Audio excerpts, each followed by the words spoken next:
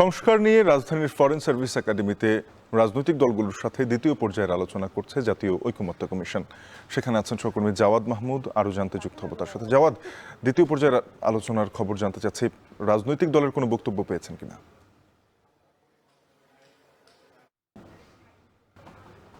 আপনি জানেন যে দ্বিতীয় পর্যায়ের আলোচনা চলছে ঐকমত্য কমিশনের সাথে রাজনৈতিক দলগুলোর সাথে। 11টা 39 মূলত ওই দ্বিতীয় পর্যায়ে আলোচনার আনুষ্ঠানিকভাবে সেটি শুরু হয় ফরেন সার্ভিস একাডেমিতে। রাজনৈতিক কোনো দলের কেউ এখনো বক্তব্য দেয়নি, কিন্তু প্রারম্ভিক বক্তব্য অর্থাৎ সূচনা বক্তব্য দিয়েছেন ঐকমত্য কমিশনের সহসভাপতি অধ্যাপক ডক্টর আলী রিয়াজ।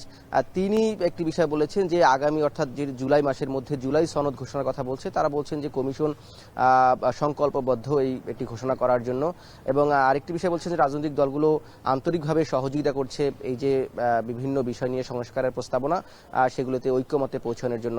এবং আজকে মূলত তিনটি বিষয় নিয়ে আলোচনা হবে সংবিধানের, সেটি 70 অনুচ্ছেদ, যদিও এর আগের দফায় এটি অর্থাৎ ঈদুল আজহার আগে এটি আলোচনা হয়েছিল, আর সেখানে কিছু বিষয় বাকি রয়েছে, সেই বিষয়গুলো আলোচনা হবে। এবং আজকে আরেকটি বিষয় আলোচনা হবে সংবিধানের 76 অনুচ্ছেদ, যেটি আসলে এই যে সংসদীয় স্থায়ী কমিটিগুলো রয়েছে, বিশেষ করে এই যে এছাড়া 95 অনুচ্ছেদ নিয়ে আলোচনা হবে, যেখানে প্রধান বিচারপতি কিভাবে নিয়োগ হবে, এই বিষয়গুলো নিয়ে মূলত আজকে আলোচনা হবে। এবং তিনি আরেকটি বিষয় বলেছেন যে আগামী 3 দিন ধারাবাহিকভাবে এই আলোচনাগুলো চলবে এবং বিভিন্ন বিষয় নিয়ে এবার আবার রবিবার করে নতুন করে এই দলগুলোর সাথে ঐকমত্য কমিশন বৈঠক করবে।